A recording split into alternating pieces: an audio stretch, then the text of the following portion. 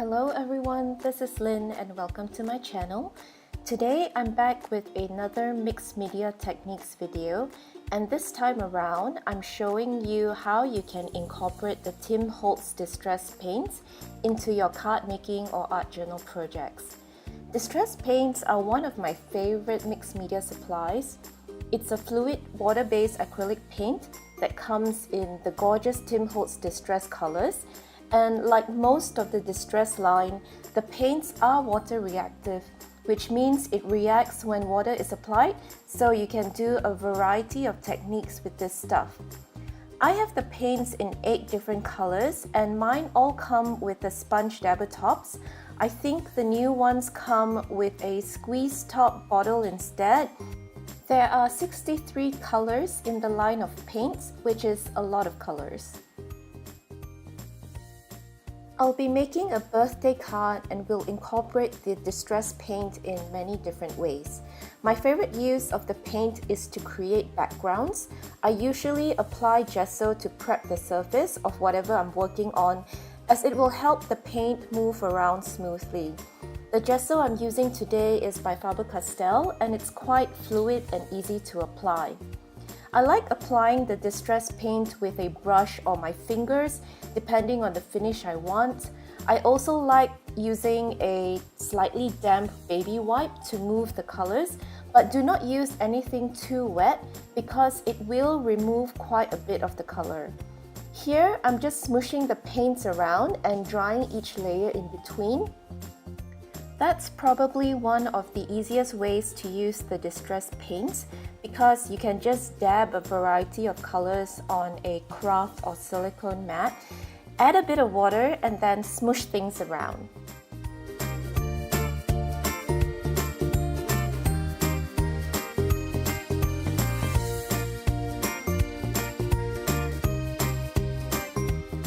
What I'm doing here is just adding more colors to create a background and also a base for some die cuts, as you will see later on.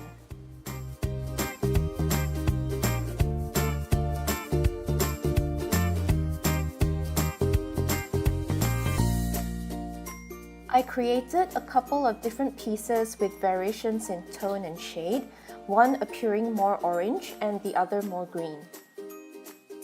I also like using the paints to color white modeling or texture pastes. Here, I'm using wild honey to turn the paste into a muted yellow shade and applying it through a Tim Holtz stencil.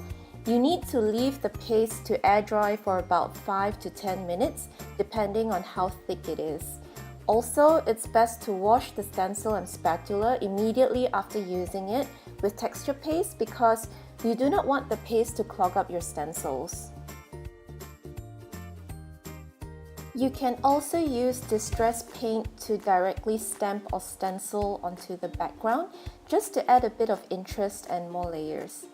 Here, I'm using my blending tool to push the white distress paint through the stencil to add another layer on the background.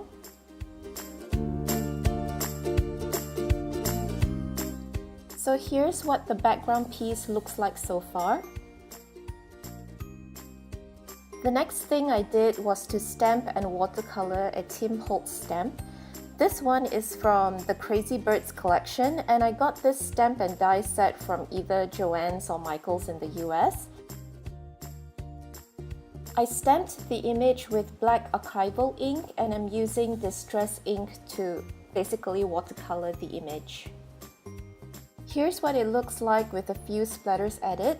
I think it looks nice as a little card or a postcard on its own actually. I then proceeded to cut out a few balloon shapes from a Simon Says stamp set and the word birthday that I believe was from Papertrey Ink.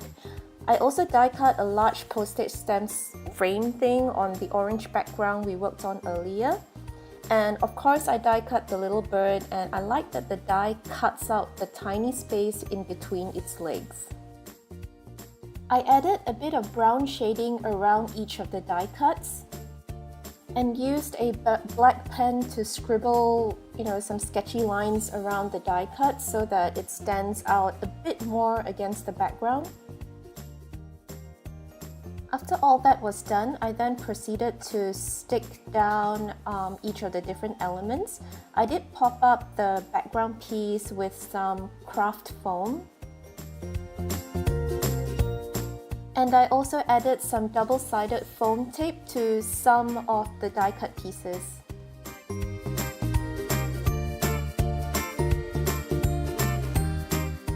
I drew a few squiggly lines for the balloon strings and stuck down the birthday word as well as the bird down.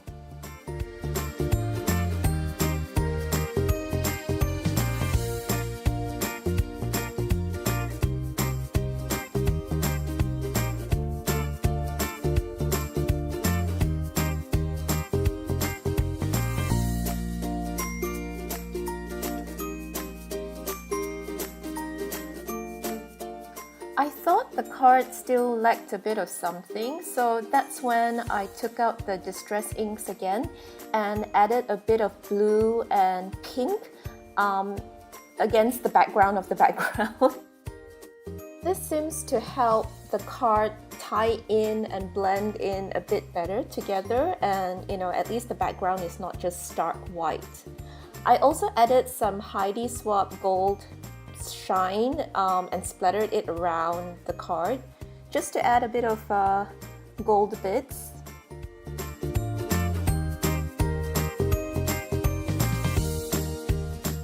So here's a closer look at the card, and you can see how the distress paints turned out.